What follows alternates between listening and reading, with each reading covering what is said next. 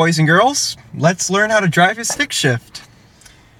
To begin, set the car to your personal preferences. That's the steering wheel and the seat. Then gather the materials. You will need a car with a stick shift. To find if it has a stick shift or not, there is always, a gear lever in the middle. Here it is. And it will move vertical and horizontal. Also, there is a third pedal. The leftmost pedal is the clutch, and that is what differs from a automatic. This is to the left of the brake pedal and to the right of the dead pedal. Once you get everything ready, gather the materials, and it's also a good idea to have a co-pilot who has experience with driving a stick shift. Today I have Kyle Sachel, who is very honorable. So, start the car, push in the clutch with your left foot. This will always be worked with your left foot. The other two pedals are the same as an automatic. Drive those with your right foot. Push in the clutch and turn the key. Now your car is started and you can take your foot off the clutch if you want. It is in neutral. You know the car is in neutral when you can slide it left to right, free of resistance, like I'm doing right now. If you look at the gear map, it is the middle gear between 1, 2, 3, 4 and reverse. Also, for your information, reverse is usually the first or the last gear, depending on the car. A economical car, which is this, usually has 5 to 6 gears. When you're in city situations, you can skip gears, but for now they will be taken sequentially. So, once you're ready to start, push in the handbrake. This is the handbrake. It is also called the e-brake and the parking brake. So just go ahead and push in the button, hear the click, push down. With your foot on the clutch and the brake, shift into 1. Just take the gear lever and push it to where the 1 is on the gear map. Now to actually get the car to roll forward, you will have to do this next step fairly quickly. Take your right foot off the brake, give the car enough gas, probably about 1500 RPMs. When you drive a stick shift, you use the RPM gauge a lot more than the speedometer. So here's the RPM gauge, and I'm going to give it 1500 throttle pressure, 1500 RPMs. That's how fast the engine will be spinning. Once you get better, you don't need to give it this much gas. You just need to be able to feel for the engine. So here we go. That's about 1500, and once you start to feel the car moving, you can let the clutch out pretty slowly. The slower you let the clutch out, the smoother the car ride will be. First gear is pretty short, so you're going to have to change gears. This is different from an automatic. You will have to do it yourself. So once you feel the car start to reach the rev limit, this is when the RPM gauge slows down. So it starts to plateau. Once again, looking at the RPM gauge. Take the gear lever and push it down to 2 or up to 2, depending on the gear map. So we're in 2, push in the clutch, and you can let it out as fast as you want out of first gear. First gear and reverse have to be taken differently. You cannot just let the clutch out or your car will stall.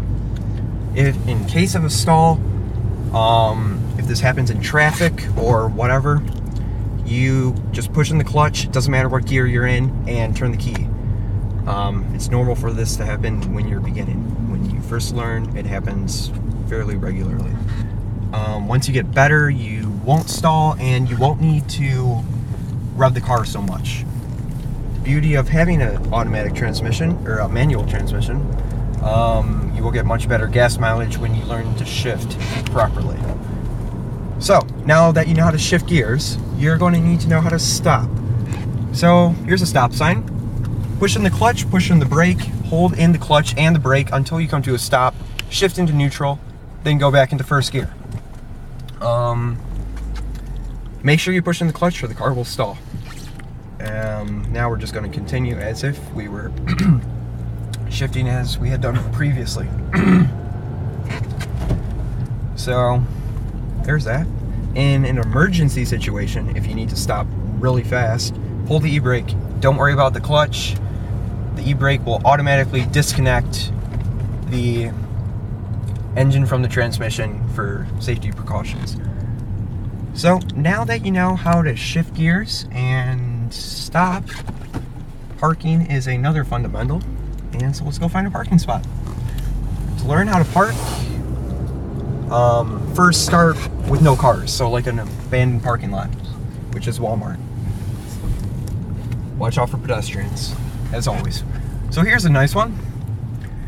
Pushing the clutch and work the brake.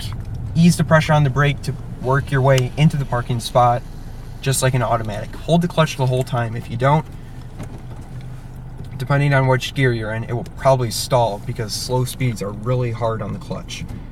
When you're actually ready to get out of the car, pull the e-brake all the way, as far upward as you can, holding the button the entire time, and make sure the car is in neutral, which is, again, in between the gears. Then you can take your foot off the brake and walk out of the car. See, I can go now. There's another way to park the car. If the car is started, this is a way to save the brake calipers. It's not that big of a deal. If you want to use the transmission to park the car instead of the brakes, then you shift into one and then turn the car off. That will hold the car in place just the same way as the handbrake. This is a more widely used way of doing it, but be aware that if you take the clutch off before you turn the car off, your car is going to launch forward, and if you're in a parking spot, you could hit a car. So you just got to be really prudent with the clutch when beginning. It can launch, I mean, in such a little car like this, you're probably fine, but be careful out of first gear. That's also how you do burnouts. If you let the clutch out way too fast, you're either going to stall or spin your tires a lot, which burns oil, burns gas, burns tires, and gets you tickets. So, that was abrupt. So, now that you know how to do everything, no, you don't know how to do everything. You're in a parking spot right now, you need to get out. There's cars on every side of you. How are you going to do that? You're going to use the reverse gear, which is all the way to the right and downward. This gear is the most sensitive and should be taken the most cautiously. Be aware of your blind spots, be aware of pedestrians, and work the clutch just as you would in first gear. But this time, of course, you are going in reverse. So there we go. Also, be careful. Never, ever jam the car into a gear. If you're going, for example, if you're in first gear, don't slam it into reverse. Or if you're in fifth gear, don't go into reverse. That will shatter the transmission and be a very costly repair. So, I mean, just drive it like a normal person.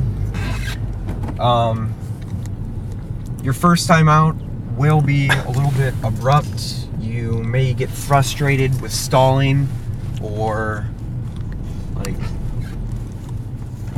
I don't know. It's just frustrating your first time, I guess. It should take probably 30 minutes to get the hang of it, trying a parking spot, parking lot, I mean. Once your shifts are smooth, then that's pretty much when you're done. Yep, that's a wrap. Have fun.